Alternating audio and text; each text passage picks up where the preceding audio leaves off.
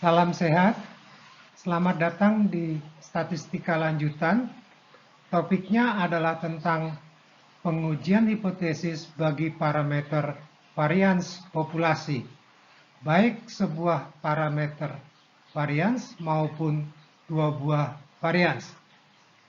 Setelah menyaksikan video ini, Anda diharapkan memahami konsep tentang pengujian hipotesis atas varians populasi.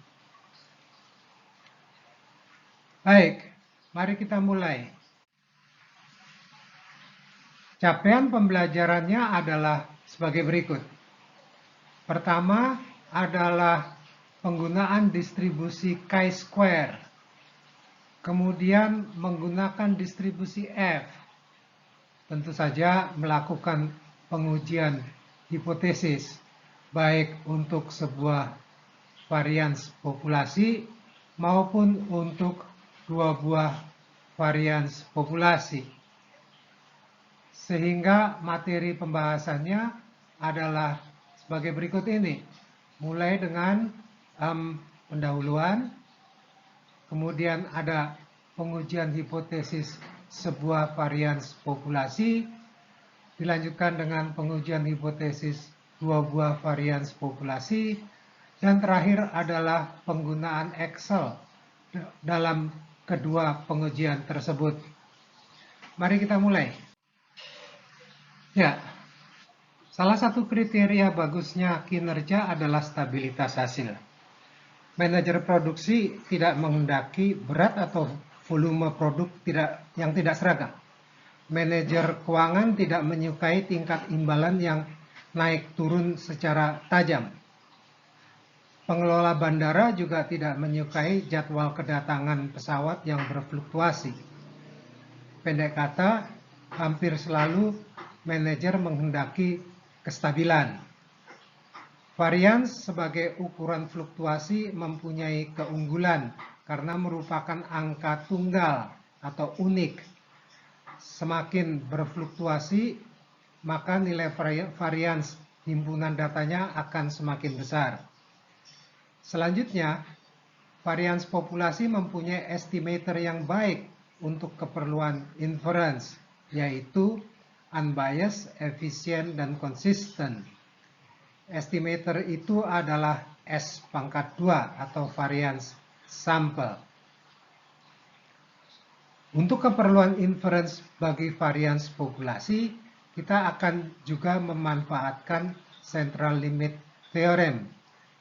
Teorema itu kali ini menyatakan bahwa distribusi sampling tentang varians sampel dari populasi normal akan mengikuti distribusi chi-square dengan expected value dari S adalah sebesar sigma atau expected value dari S⁻2 adalah sebesar sigma pangkat 2. Oleh sebab itu kita akan perlu memahami dulu seperti apa distribusi teoritis chi-square itu.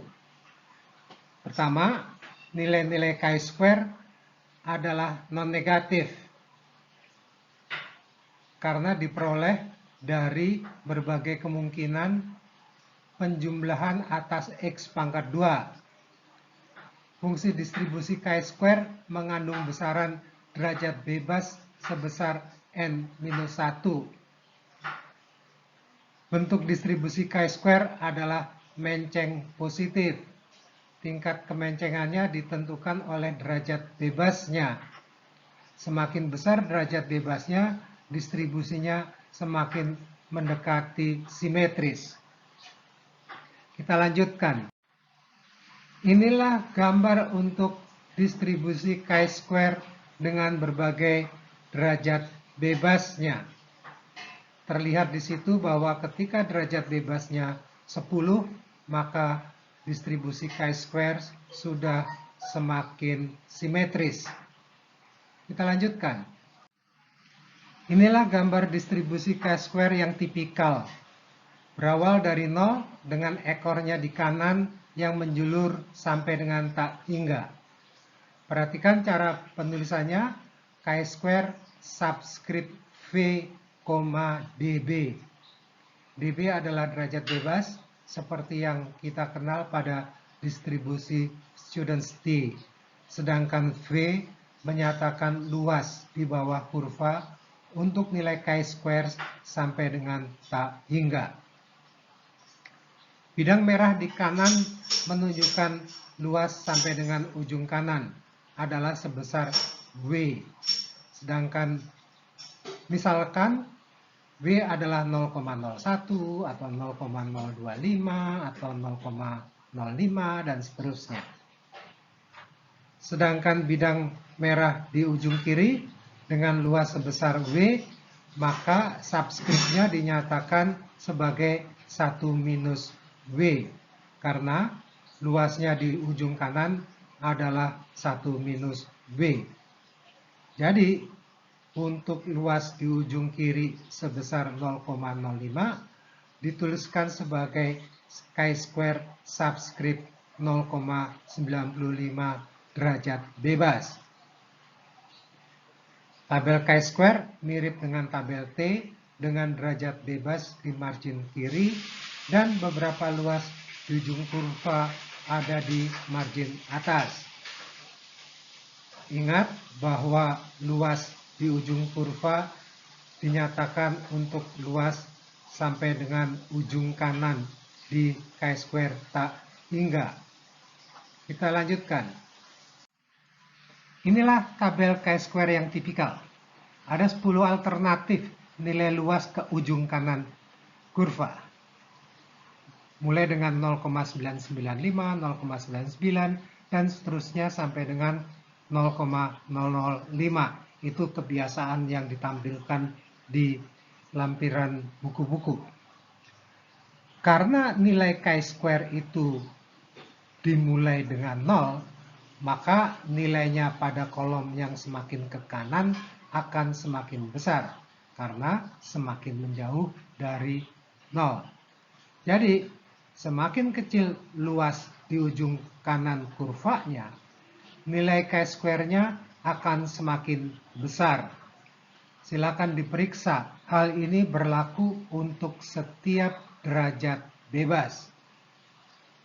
Kemudian perlu diingatkan bahwa angka pada margin atas menunjukkan luas di bawah kurva untuk luas ke ujung kanan. Jadi untuk kolom 0,95 yang berarti luas ke ujung kanannya adalah 95%, maka ini sama saja dengan luas ke ujung kiri yang sebesar 5%. Kita lanjutkan dengan fasilitas Excel untuk distribusi chi-square. Beginilah cara kita mendapatkan nilai chi-square di Excel. Mulai dengan insert function, kemudian pilihlah kategori statistical, dan selanjutnya tetapkan chi-square .inv atau invert .rt untuk luas di bawah kurva atau probabilitas yang dihitung sampai ke ujung kanan. Ini seperti yang ditunjukkan pada tabel terdahulu. Dari sini Anda paham bahwa RT menunjukkan right tail, dan dengan sendirinya mestinya bisa disimpulkan bahwa yang tidak ada RT-nya itu adalah untuk yang left tail. Jadi bila kita pilih probability adalah 0,05 dan derajat bebas adalah 3, maka Excel akan memberikan hasil 7,815. Silakan periksa lagi sajian tabel sebelumnya. Berbagai fasilitas Excel untuk chi-square secara lebih perinci akan dibahas pada bagian akhir dari mata kuliah ini. Kita teruskan.